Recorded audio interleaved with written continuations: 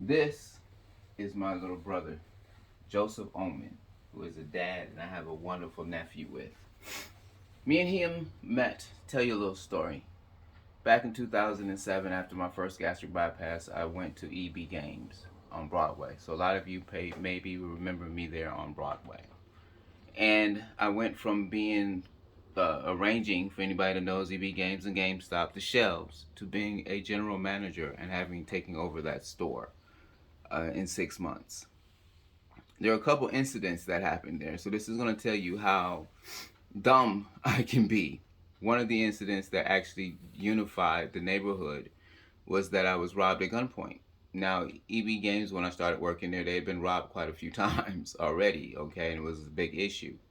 One of the times we had the grand opening of the Madden game in the middle of the summertime, and that day we'd gotten hit for games and everything like that. So after I became a manager, gentleman walks in and he has his gun blared and he shows it to me and lets me know that this is a robbery.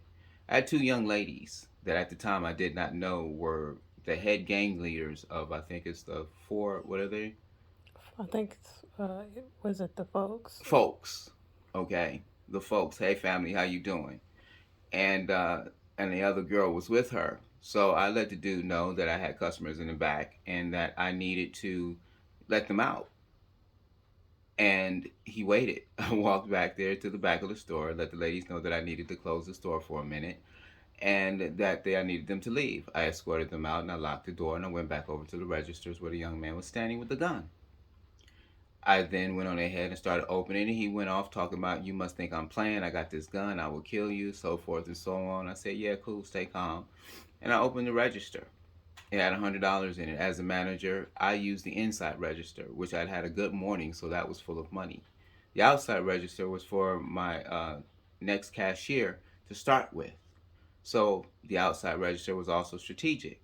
When I opened it, I gave him the $100. He said, I want the other register. I told him, you do recognize that you're running out of time. What are you talking about? You must think I'm playing. I'm on count. I said, well, before you start counting, you do know that I let those two young ladies out, that you were standing there with the gun in your hand. And that 9 times out of 10, as soon as they heard the doors locked, they called 911.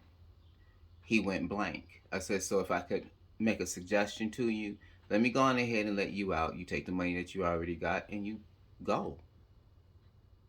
He stuttered. I walked over to the door. I unlocked it and I let him out. And then I went through procedure. By the same time that year that I started for Christmas, we had had a 98% increase in business. I was running neck and neck with Tower City and with Ridge GameStop. My supervisor never ever wanted this store to be open in the first place, my district manager. Hi, Paulette, how are you? And basically, I made a mistake that could have been handled either way, and I found out from the owner years later, she's the one that canned me. She didn't have to. So again, thank you, Paulette. So anyway, we're going to move on next to the next segment, and I'm going to show you. I didn't know any better. I did what I did. There's nothing glory about the things that I did. Those are not glory days to me. My family and my children are my glory days. Those are things that I did and I thought I had to do to survive. My reputation is based on that. My son and I were just talking. He said, you know, Dad, all your different stories, they always come from other people. I've done that all my life. I come from a very abusive family that's in my book. But I got family everywhere else. Every friend, MeWe, Tony Shaw, Little Richie, Ray Ray, Rahamid, John, all of them were my brothers because their mothers and their fathers treated me like I was one of theirs.